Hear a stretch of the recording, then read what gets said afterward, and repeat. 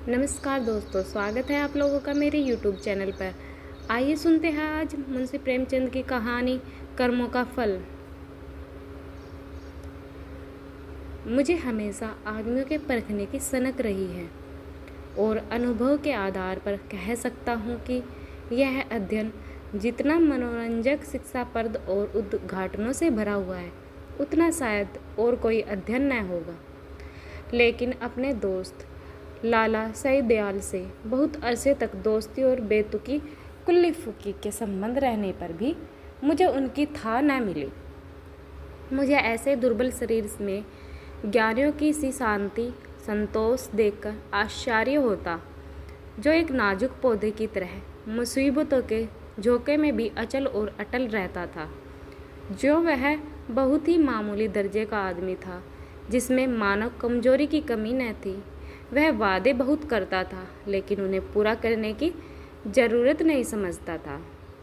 वह मिथ्याभाषी न हो, लेकिन सच्चा भी न था।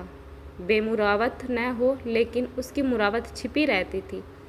उसे अपने कर्तव्य पर पाबंद रखने के लिए दबाव और निगरानी की ज़रूरत थी।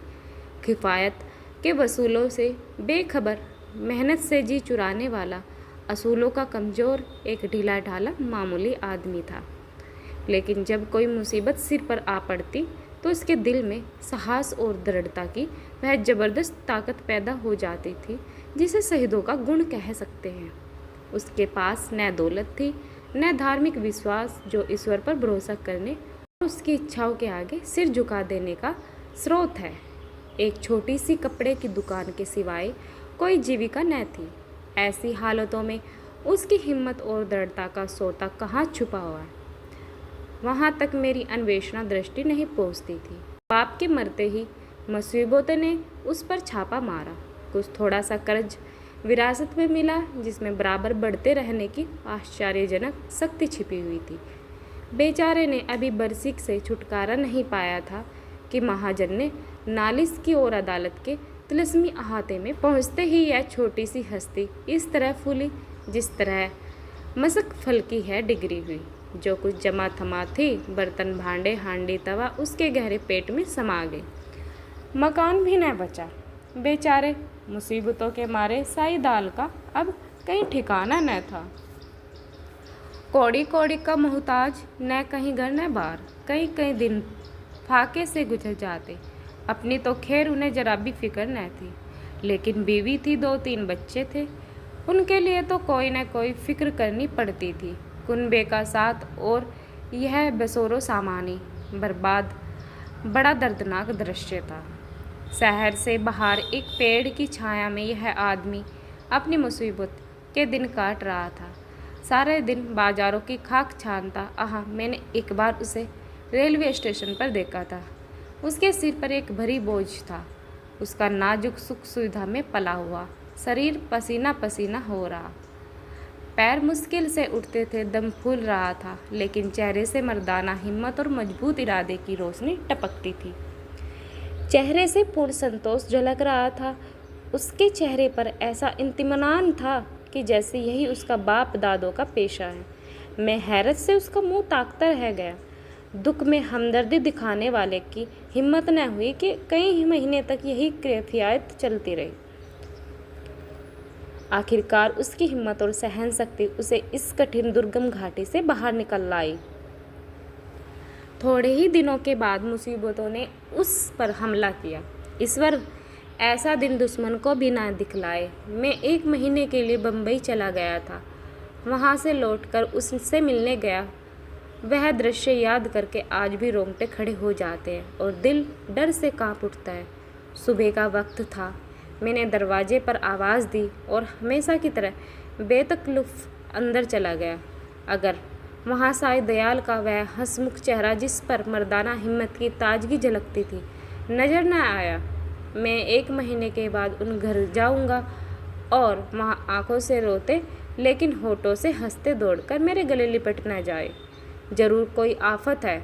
उसकी बीवी सिर झुकाए आई और मुझे उसके कमरे में ले गई। मेरा दिल बहट गया। साई दयाल एक चारपाई पर मैले कुचले कपड़े लिपटे, आंखें बंद किए पड़ा। दर्द से कर्रा रहा था। जिस्म और बिछौने पर मक्खियों के गुच्छे बैठे हुए थे।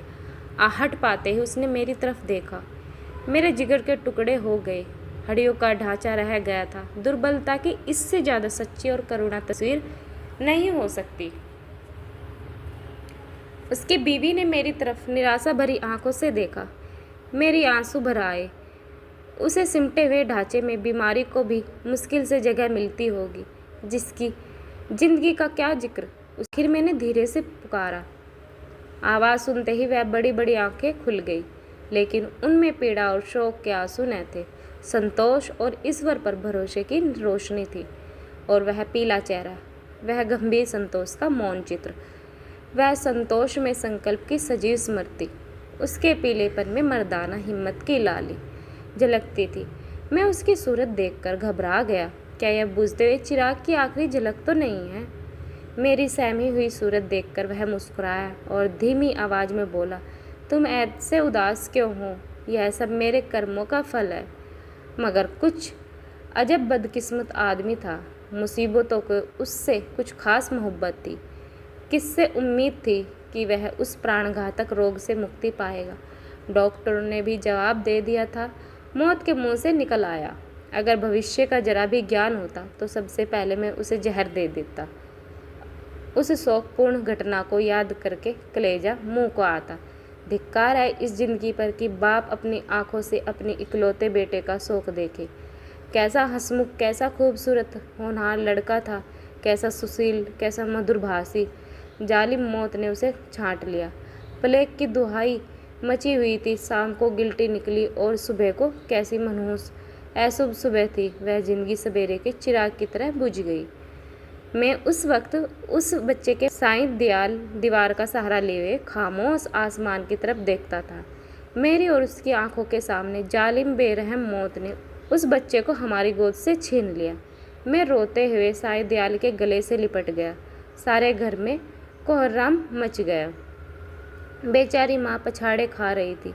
बहन दौड़ दौड़ कर भाई की लाश से लिपटती थी और जरा देर के लिए ईशा ने भी संवेदना के आगे सिर झुका दिया। मोहल्ले की औरतों को आस बहाने के लिए दिल पर जोर डालने की जरूरत न थी। जब मेरे आंसू थमे तो मैंने साईं दयाल की तरफ देखा। आंखों में तो आंसू भरे हुए थे।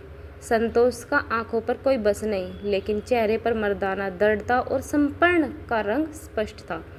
इस दुख की बाढ़ और तूफानों में भी शांति की नैया उसके दिल को डूबने से बचाए हुए थी। इस दृश्य ने मुझे चकित नहीं, स्तंभित कर दिया।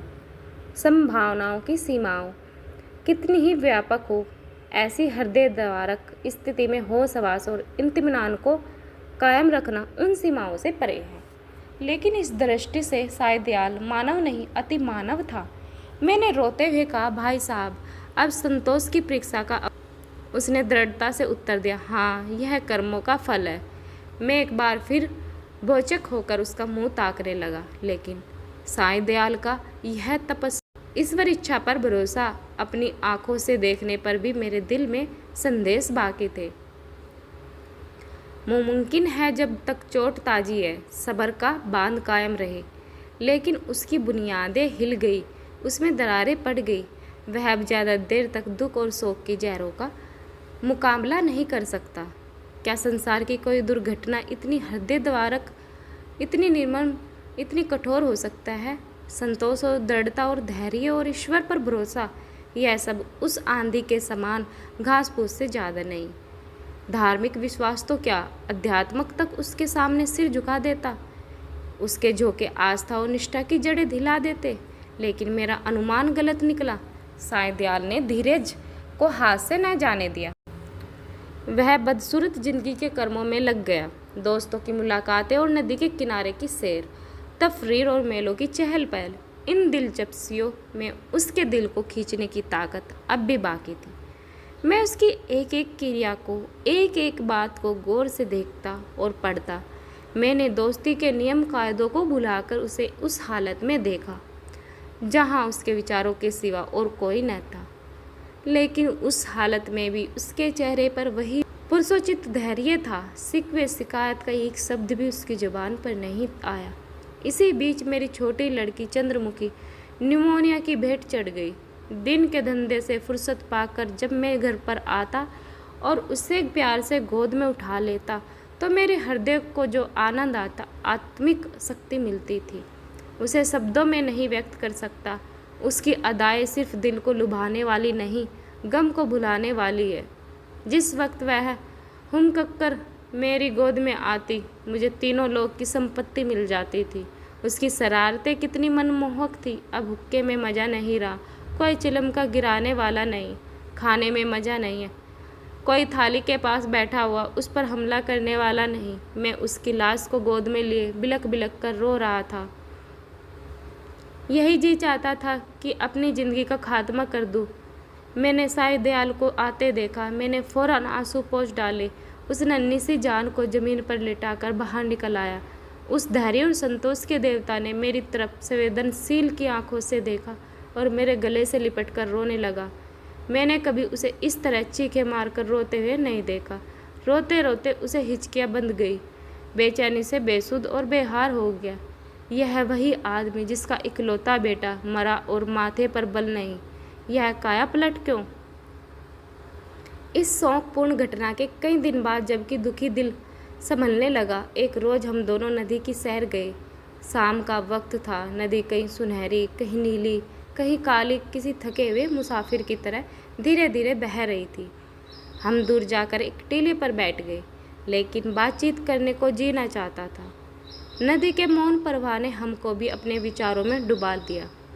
नदी के लहरें विचारों की लहरों को पैदा कर देती। मुझे ऐसा मालूम हुआ कि प्यारी चंद्रमुखी लहरों की गोद में बैठी मुस्कुरा रही है। मैं चौंक पड़ा और अपने आंसू को छिपाने के लिए नदी में मुंह धोने लगा। साईं दयाल ने कहा, भाई साहब, दिल को मजबूत करो, इस तरह कुड़ोगे तो ज़रूर बीमार हो जाओगे। मैंने जवाब दिया, ईश्वर ने जितना संयम तुम्हें दिया है उसमें से थोड़ा सा मुझे भी दे दे तो मेरे दिल में भी इतनी ताकत कहाँ। साईं दयाल मुस्कुराकर मेरी तरफ ताकने लगे। मैंने उसे उसी सिलसिले में कहा, किताबों में तो दृढ़ता और संतोष की बहुत सी कहानियाँ पढ़ी है, मगर सच मानो कि तुम जैसा दृढ़, कठिनाइयों से सीधा खड़ा रहने वाला आदमी आज तक मेरी नज़र से नहीं गुजरा। तुम जानते हो कि मुझे मानव स्वभाव के अध्ययन का हमेशा से शौक़ है, लेकिन मेरे अनुभव में तुम अपनी तरह के अकेले आदमी हो। मैं यह न मानूंगा कि तुम्हारे दिल में दर्द और गुलावट नहीं, उसे मैं अपनी आंखों से देख चुका हूँ।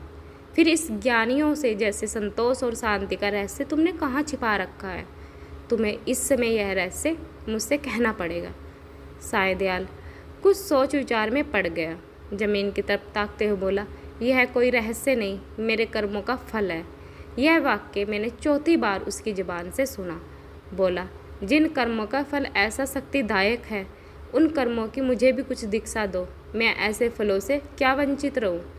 साईं दयाल ने व्यातापूर्ण स्वर में कहा, ईश्वर न करे कि तुम ऐसा कर्म करो और तुम्हारी ज़िंदगी पर उसका काला दाग लगे। मैंने जो कुछ किया है वह मुझे ऐसा लज्जाजनक और ऐसा घृणित मालूम होता कि उसकी मुझे जो कुछ सज़ा मिले मैं उसे खुशी के साथ झेलने को तैयार हूँ। मैंने एक ऐसे पवित्र खानदान को, जहाँ मेरा विश्वास, मेरी प्रतिष्ठा थी, अपनी वासनाओं की गंदगी से लिथेड़ा, और एक ऐसे पवित्र हृदय को जिसमें मोहब्बत का दर्द था, जो सौंदर्य वाटिका की एक अनोखी नई खिली हुई कली थी और सच्चाई थी। उस पवित्र हृदय में मैंने पाप और विश्वासघात का बीज हमेशा के लिए बो दिया। यह पाप है जो मुझसे हुआ है। उसका पल्ला उन मुसीबतों से बहुत भारी है जो मेरे ऊपर अब तक पड़ी है या आगे चलकर पड़ेगी। कोई सज़ा, कोई दुख, कोई क्षति उसका प्रायश्चित नहीं कर सकती। मैंने अपने में ही न सोचा था कि साईं दयाल अपने विश्वासों में इतना दृढ़ है। पाप हर आदमी से होते हैं। हमारा मानव जीवन पापों की एक लंबी सूची है। वह कौन सा दामन है जिस पर यह काले दाग न हो? लेकिन कितने ऐसे आदमी हैं जो अपने कर्मों की सजाओं को इस तरह उदारतापूर्वक मुस्कुराते हुए झेलने के लिए तैयार हो। हम आग में कूदते हैं लेकिन जलने के लिए तैयार नहीं होते। मैं साईं दयाल को हमेशा इज्जत की निगाह से देखता हूँ। इन बातों को सुनकर मेरी नज़रों में उसकी इज्जत तिगुनी हो गई। एक मामूली दुनियादार आदमी के सीने में एक फ़कीर का दिल छिपा हुआ था, जिसमें ज्ञान की ज्योति चमकती थी। मैंने उसकी तरफ श्रद्धापूर्ण आंखों से देखा और उसके गले से लिपट कर बोला, साईं दयाल, अब तक मैं तुम्हें एक दृढ़ स्वभाव का आदमी समझता था, लेकिन आज मालूम हुआ कि तुम उन पवित्र आत्माओं में से हो जिनका अस्तित्व संसार के लिए वरदान है। तुम ईश्वर के सच्चे भक्त हो और मैं तुम्हारे पैरों पर सिर झुकाता हूँ।